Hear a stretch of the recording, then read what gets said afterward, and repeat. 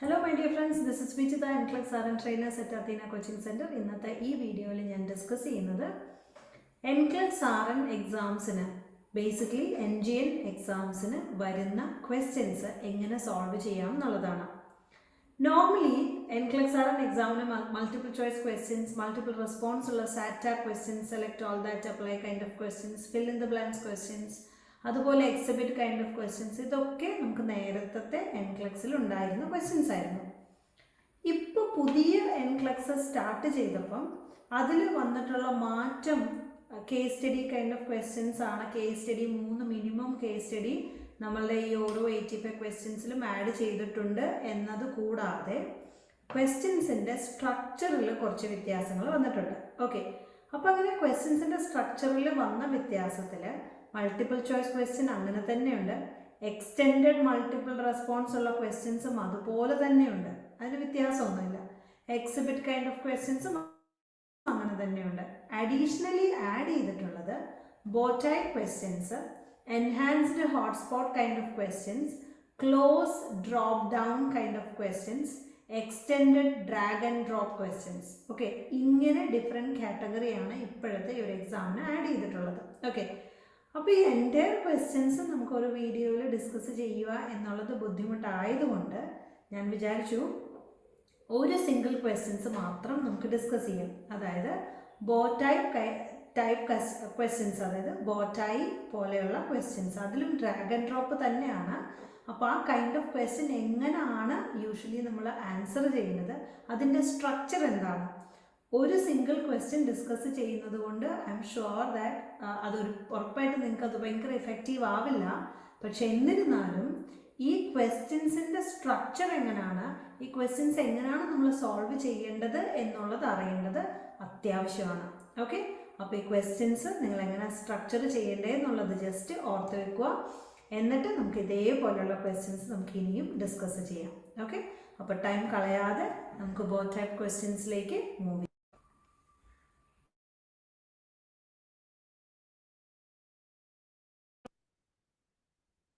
നമുക്ക് സമയം കളയാതെ തന്നെ നോക്കാം എങ്ങനെയാണ് NGN എക്സാംസിന് വരുന്ന ബോട്ടായി ക്വസ്റ്റ്യൻസ് ചെയ്യുന്നത്. ഓക്കെ, അപ്പോൾ ഇവിടെയും drag and drop kind of questions തന്നെയാണ് വരുന്നത്, പക്ഷെ അത് കുറച്ച് ഡിഫറെൻറ്റ് മെത്തേഡിൽ നമ്മൾ അതിന് ബോട്ടായി ക്വസ്റ്റ്യൻസ് എന്നാണ് പറയുന്നത്. ഫൈൻ, അപ്പോൾ നമുക്ക് നോക്കാം. യൂഷ്വലി ഇങ്ങനെയുള്ള ക്വസ്റ്റ്യൻസിനെല്ലാം നമുക്കൊരു ഡീറ്റെയിൽഡ് ആയിട്ടുള്ള പേഷ്യൻറ്റിൻ്റെ ഡിസ്ക്രിപ്ഷൻ അല്ലെങ്കിൽ പേഷ്യൻറ്റിനെ കുറിച്ചിട്ടുള്ള പേഷ്യൻറ്റിൻ്റെ എൻ്റയർ കേസ് ഡീറ്റെയിൽസ് നമുക്ക് തരും. അപ്പോൾ ഇവിടെ എന്തൊക്കെ തന്നിട്ടുണ്ട്? നഴ്സസ് നോട്ടിൽ തന്നിരിക്കുകയാണ്, പേഷ്യൻ്റ് എമർജൻസി ഡിപ്പാർട്ട്മെന്റിലാണ് and the client reports progressively worsening shortness of breath for 2 days. അതാണ് ഫസ്റ്റ് സ്റ്റേറ്റ്മെന്റ് പറയുന്നത്. 2, he reports having low grade fever, running nose and increasingly productively cough for 1 week and the client has smoked a packet of cigarette daily for 20 years. അപ്പോൾ ആളുടെ personal ഹിസ്റ്ററിയിൽ, past history and personal ഹിസ്റ്ററിയിൽ പറയുവാണ് cigarette smoking കഴിഞ്ഞ last 40 years ആയിട്ടുള്ള patient ആണ്. And second, അയാൾക്ക് ഇപ്പം ലോ ഗ്രേഡ് ഫീവർ ഉണ്ട്, റണ്ണിങ് നോസ് ഉണ്ട്, increasingly productively cough for 1 week. Okay, and then ഇവരുടെ ഷോർട്ട്നെസ് ഓഫ് ലാസ്റ്റ് 2 days ആയിട്ട് വേഴ്സൻഡ് ആയിട്ടുള്ള പേഷ്യൻ്റ് ആണ്. Fine, and the client uses accessory muscles for breathing but can speak in a full sentence, and the chest rises and falls symmetrically, and there are decreased breath sound at all bilateral and additionally bilateral wheezing during auscultation. So the chest is round and the anterior posterior diameter is increased and there is a clubbing on the fingertip bilaterally. ഇത്രയുമാണ് നമുക്ക് details തന്നിരിക്കുന്നത്. അപ്പം ഞാൻ ഒന്നുകൂടെ പറയാം. ഒരു patient last 2 ദിവസമായിട്ട് breathing difficulty ഉള്ള പേഷ്യൻ്റ് ഹോസ്പിറ്റൽ എമർജൻസി ഡിപ്പാർട്ട്മെന്റിൽ വന്നു. അയാൾക്ക് ലോ ഗ്രേഡ് ഫീവർ ഉണ്ട്, റണ്ണിങ് നോസ് ഉണ്ട്, പ്രൊഡക്റ്റീവ് കോഫ് ഉണ്ട്, ലാസ്റ്റ് ഒരാഴ്ചയായിട്ട്, ലാസ്റ്റ് 40 years ആയിട്ട് സിഗരറ്റ് സ്മോക്കിംഗ് ചെയ്യുന്ന പേഷ്യൻ്റ് ആണ്. Currently, patient uses accessory muscles for breathing, but ആൾക്ക് ഒരു ഫുൾ സെന്റൻസ് സംസാരിക്കുന്നതിൽ കുഴപ്പമില്ല. And chest rises and fall symmetrically, chest 2 bilateral symmetry okay ആണ്. And there are decreased breath sound and bilateral wheezing during auscultation. breath sound decreased ആണ്, അതുപോലെ തന്നെ bilateral wheezingും auscultation ചെയ്തപ്പോൾ ഉണ്ട്. Okay, and the chest is rounded.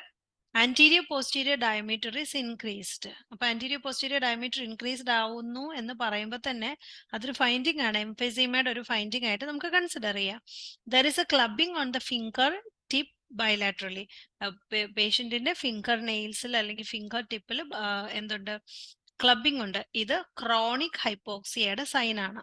Okay, അപ്പൊ നമുക്കത് COPD ആയിട്ടോ emphysema ആയിട്ടോ കൺസിഡർ ചെയ്യാവുന്ന ഒരു കാര്യമാണ്.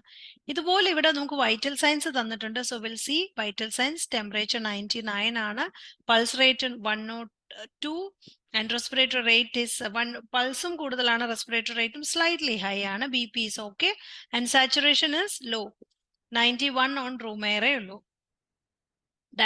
Diagnostic procedure bilateral hyperinflation of the lungs and flattening the diaphragm. അപ്പോൾ ഇവിടെ bilateral hyperinflation of the lungs hyperinflated ആണ്, plus flattening of the diaphragm. Okay, ഇതാണ് നമുക്ക് പേഷ്യന്റിന്റെ ഡേറ്റ തന്നിരിക്കുന്നത്. അപ്പൊ നിങ്ങളുടെ ക്വസ്റ്റ്യൻസിലൊക്കെ എങ്ങനെ ആയിരിക്കും, ഇതുപോലെ ഡേറ്റ ആയിരിക്കും. ഇനി നോക്കൂ, അടുത്ത സൈഡിൽ നമുക്ക് തന്നിരിക്കുന്നത് the nurse is reviewing the client's clinical data to prepare the client's plan of care. Okay, എന്നിട്ട് complete the diagram by dragging from the choice below to specify what condition the client is most likely experiencing. 2 action the nurse should take to address that condition. Okay, അപ്പോൾ ഇവിടെ 2 action ആണ്. ഇപ്പൊ ഇവിടെ first പറഞ്ഞിരിക്കുന്നത് complete the diagram. ഇവിടെ നമുക്കൊരു diagram കാണാം, ഒരു ഔട്ട്ലൈൻഡ് ഡയഗ്രാം കാണാം. ഈ ഡയഗ്രത്തിൽ complete the diagram by dragging from the choice below to specify what condition a client is most likely experiencing.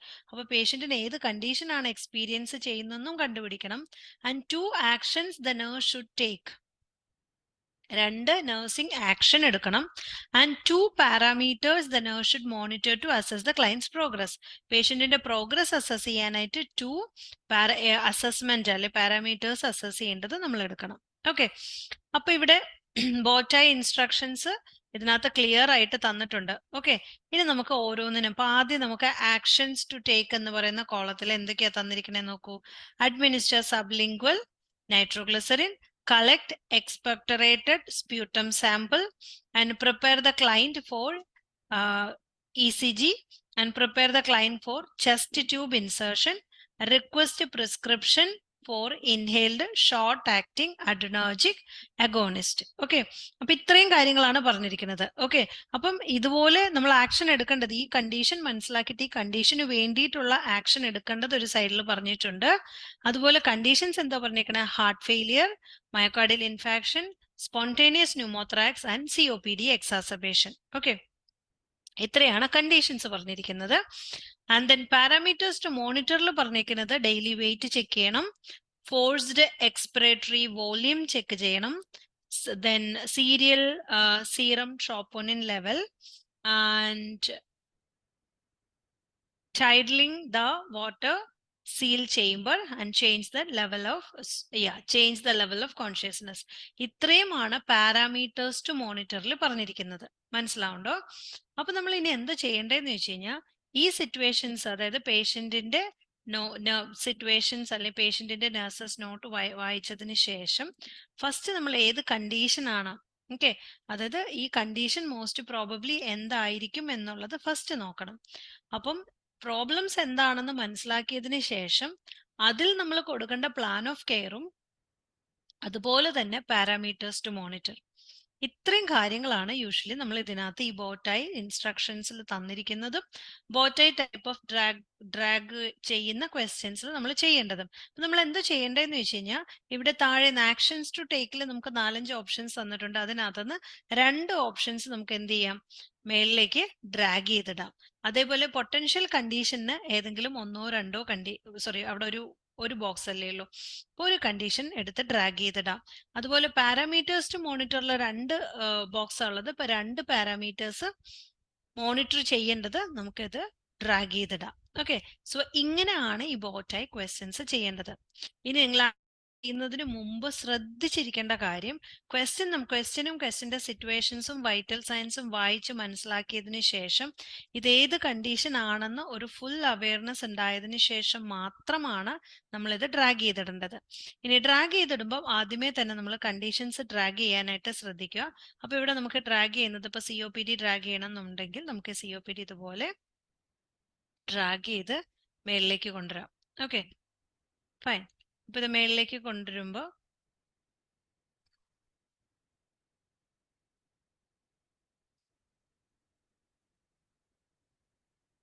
ഇത് കണ്ടോ, ഇത് കണ്ടീഷൻസിലേക്ക്, അപ്പൊ ക്രോണിക് COPD എന്ന് പറയുന്നത് കണ്ടീഷൻസിലേക്ക് വന്ന് ഇങ്ങനെ ഓരോന്നും നമ്മൾ എന്ത് ചെയ്യണം, ഡ്രാഗ് ചെയ്ത് ഇടണം. ഓക്കെ, സോ നമുക്ക് ഇത് നിങ്ങൾ നന്നായിട്ട് മനസ്സിലാക്കിയതിനു ശേഷം വേണം നമ്മളിത് ആൻസർ ചെയ്യാനായിട്ട്. ഓക്കെ, അപ്പൊ നമുക്ക് ആൻസർ ചെയ്താലോ. അപ്പോൾ ഒന്നുകൂടെ പേഷ്യൻറ്റിൻ്റെ നഴ്സസ് നോട്ടും വൈറ്റൽ സയൻസും ഡയഗ്നോസ്റ്റിക് ടെസ്റ്റും മേക്ക് ഷുവർ ചെയ്തതിന് ശേഷം നമുക്ക് ആൻസറിലേക്ക് മൂവ് ചെയ്യാം. ഓക്കെ, സോ ഇവിടെ ആക്ഷൻസ് ടു മേക്ക് ഓൾറെഡി നമ്മൾ പൊട്ടൻഷ്യൽ കോംപ്ലിക്കേഷൻ COPD എന്ന് സെലക്ട് ചെയ്തു. അപ്പൊ ആക്ഷൻസ് ടു മേക്ക് ഇപ്പം നിങ്ങൾക്ക് മനസ്സിലാവാൻ വേണ്ടിയിട്ട് സബ്ലിംഗ്വൽ നൈട്രോഗ്ലിസറിൻ COPD ആയതുകൊണ്ട് നമുക്ക് ആവശ്യമില്ല, അപ്പൊ നമുക്കത് റിമൂവ് ചെയ്യാം.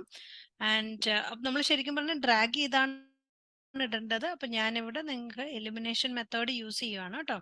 2 കളക്ട് എക്സ്പെക്ടറേറ്റഡ് സ്പ്യൂട്ടം സാമ്പിൾ, അത് നമുക്കൊരു ബെറ്റർ ആൻസർ ആയിട്ട് എടുക്കാം.